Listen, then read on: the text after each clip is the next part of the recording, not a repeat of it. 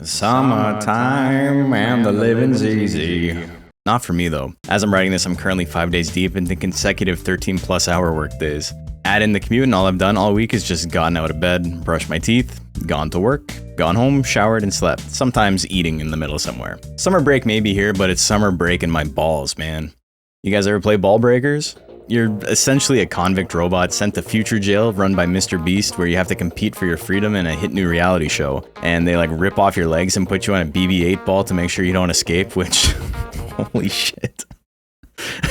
I don't remember it being this visceral. Oh my god. I gotta be honest though, it would probably work pretty well because these things control like doggy do. It's that one Mario Party mini game, but that's the entire game. The 90s were so cool, man. Most of the time when I'm making a video for the series, there's a thesis statement of some sort, like character design is at its best when it's a little weird, or balance in games doesn't really matter. But we're not getting into that today. This is a real watershed, the curtains are blue moment for me. There's no pretension. It just happens to be June, and that's when Worm starts its metamorphosis, which is how you get today's monster.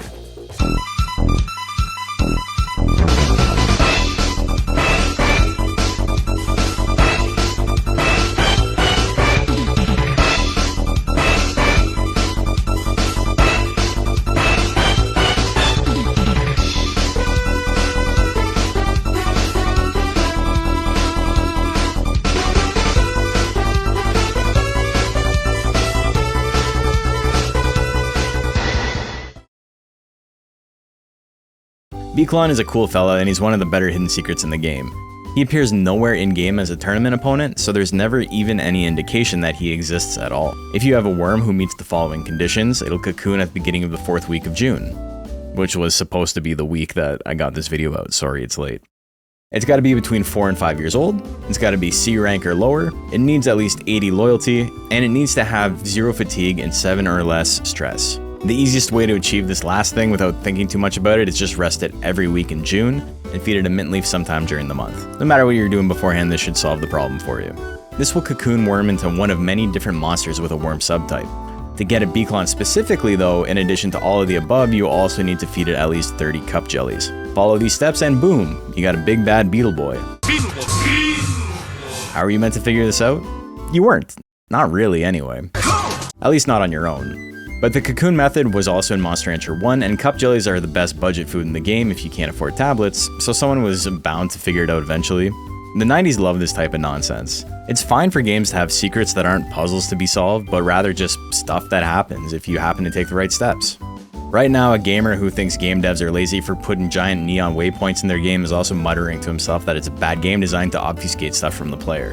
People love to talk about how this type of game design is like obnoxious or whatever, and to them I say, games are meant to be enjoyed. It's not work. You don't need to finish a game. You don't need to 100% every game. I'm ranting. It's been a weird week on Blue Sky for bad video game opinions, and maybe I'm just venting a little bit. Beaclon is a big boy, and as such, he looks like he should be a big lumbering tank. But he's got a pretty decent guts regeneration rate. Beaclon has the stats of a normal big boy, but doesn't really have the same general power level in his techs as something like Golem. Though to be fair, nobody really does. What he has instead is a wide array of techs that have decidedly lower damage, but higher accuracy and withering than his cohorts. He's a bit of a brawler without ubiquitous one-shot potential. He's got a couple of techs that fill that role, but we'll get to that in time. Beaclon needs to be in the right range to pull off comeback KOs, and plays a slower game of attrition otherwise, which thankfully is helped out by that 13 guts rate. Beaclon's basics are completely unnoteworthy, but boast huge upgrades in their tech chains. Punch is fine, but lacks anything that would allow it to stand out in a sea of similar techs. 10 cost, 12 damage is right on target for a 13 guts rate. And Horn Strike fulfills its role as a more powerful and risky version of the same. But there's nothing crazy here. Heavy Punch, despite the windup, isn't actually much slower animation-wise, so the up numbers across the board more than make up for it. A little withering and sharpness do a lot to make the tech more valuable, though there is a small drop in the cost to damage ratio. Maximal Punch stays right on ramp here and ends up being a pretty common pickup due to its risk-averse advantage gaining potential. Really good withering for the cost and animation time without really impacting the damage output gives Beaclon some cheap control. Horn Attack is what you want to swing if you don't care about any of that though. No withering, all damage. At a significantly cheaper cost than Maximal Punch, if you're looking for a good damage tech to close out a round, Horn Attack really shines. There are heavy techs in the game with worse numbers than this while attempting to fill a specialized niche of big damage. Maximal Punch tends to be better early game, and Horn Attack is better once you already have the advantage. They both have a role to play, and the only real downside is that they're both in slot 1, so it's crowded as hell in there and you probably won't get the right tech at the right time. This alone is probably what stops Beaclon from being his absolute best. Top Assault is kinda crappy. It's super accurate, but it just doesn't do enough damage to be worth its cost. It's like a worse gel top, and that move already has limited uses. Swinging Top Assault on round open is a complete waste of guts except versus gimmick builds with extremely low HP. Rolling Bomb is the tech you want if you're looking for a high accuracy option. It's a bit more committal, but doing nearly double the damage more than makes up for that. Lots of builds get Rolling Bomb and not Top Assault, but due to the plus 20 nature requirement of learning Bomb, you can't priority skip for it on errantry. Techs that have a nature requirement to learn have no auto-learn chance, meaning that if you don't meet the requirements for Rolling Bomb, the base 3% learn chance that all techs inherently have is set to 0. So in order to have a build with just it and not Top Assault, you need to first get both, and then use this Beaclon in combination to breed a new one that only has Rolling Bomb passed down. The tech isn't so incredible that this is mandatory or anything like that, but it's an interesting quirk in building risk-averse Beaclon. Dive Assault is, at a glance, not too bad for a cheap heavy tech. At a second glance though, the numbers are basically the exact same as Horn Attack, except you for no reason have to deal with 14% less accuracy. You should use Horn Attack instead. Spiral Dive is the only reason you would ever pick up Dive Assault, a much more manageable stat line with better accuracy, and about a 50% bump to damage output. It's still not stellar, but it gives you a mid-range game winner. If you're looking for actual damage output though, like actual damage, Flying Press is the answer. Being situated in slot 4 means that you have a potential frame 1 game winner for relatively cheap. Of course it's not reliable, because if it was, this would be a very different type of game, but for less than 30 guts, it's going to kill nearly every opponent in one shot on a crit, and lots of builds without one still. Horn Combo's accuracy and animation time are what keeps it down. Hitting an impressive 45% crit chance on the bad-natured stress bonus isn't really enough on its own to keep it above water. Pretty standard for a sharp tech to be lackluster without the crit, so it's not unique in this sense, it's just not really as valuable as his other options. Spinning Horn does a massive amount of withering, but it doesn't see a lot of play because damage is more important than lockout 99% of the time. But, you know, this is Monster Rancher, and 99% is far from a guarantee. I love the animation on this one though, the little slow fly forward is so intimidating. He's hunting you down. It's not great though. Punch Combo is probably Beaclon's best tech. Huge damage and crit for the cost with decent withering and pretty solid accuracy all things considered. This isn't Beaclon's most damaging attack, but pound for pound it's the one you want to see him swinging the most often. Beaclon Combo has crazy mode damage.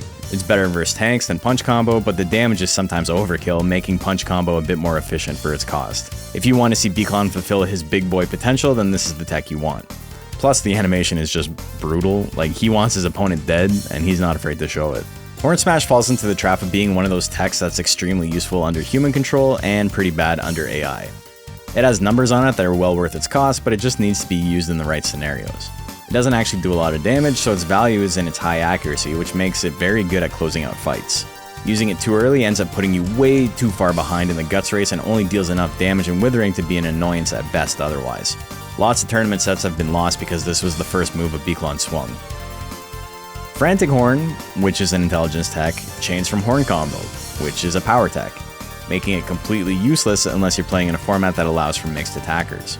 It's 10 more withering and 5 less accuracy for 5 additional cost, which makes it one of the most expensive techs in the entire game, and 100% not worth swinging on a monster with Beaclon's guts rate.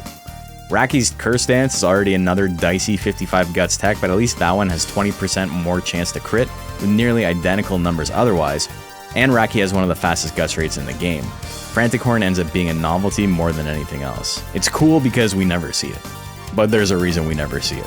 Horn Cannon is pretty rough. It's pretty obviously built to be an early pickup in the single-player game that gives you a small damage boost but becomes obsolete quickly. It doesn't have a ton of use in competitive, though Beaclon has so few intelligence techs that if you're building a smart bug, you don't have much choice but to learn it. Tremor is a pure withering tech for withering purists, i.e. people who lose tournaments. You can't rely on it to do any damage, and more importantly, you can't rely on it to win any games. You probably don't even want to grab this on intelligence builds.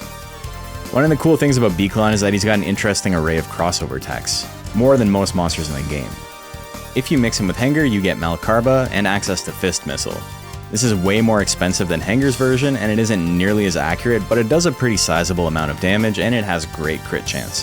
If you're running Malkarba, this is a pretty solid option to open a game with, even if it's a bit inaccurate.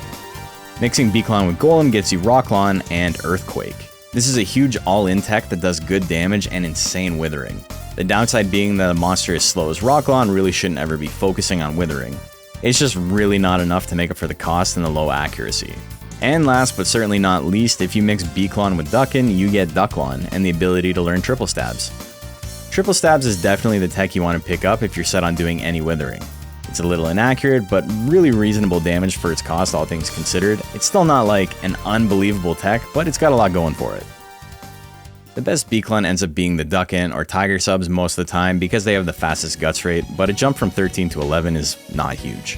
Beaclon in general tends to be a perennial mid-tier with a power level that's just exactly average. He has a few techs that are really strong in a vacuum, but doesn't really have a cohesive kit or specific attacks that it can rely on every game.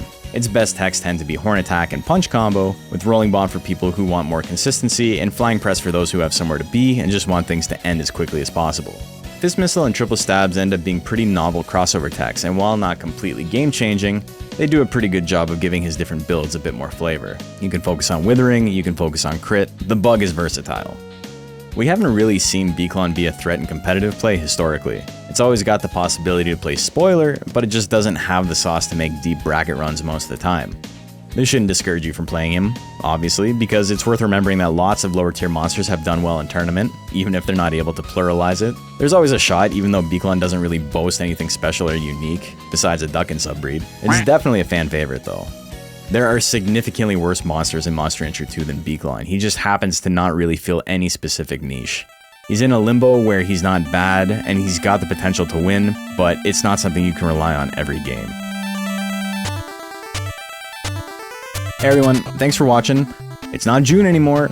I didn't get it done in time, but July is completely wide open for me. I only really work weekends in July. I'm really excited to be streaming 3 nights a week, at least until August. The XBL4 is well underway, and soon we're going to be opening it up so more people can join. So look forward to that. Thank you guys, especially people who support me through Patreon and through the YouTube memberships, but anybody who's willing to watch these videos deserves my thanks. And yeah, I'll see you in the next one.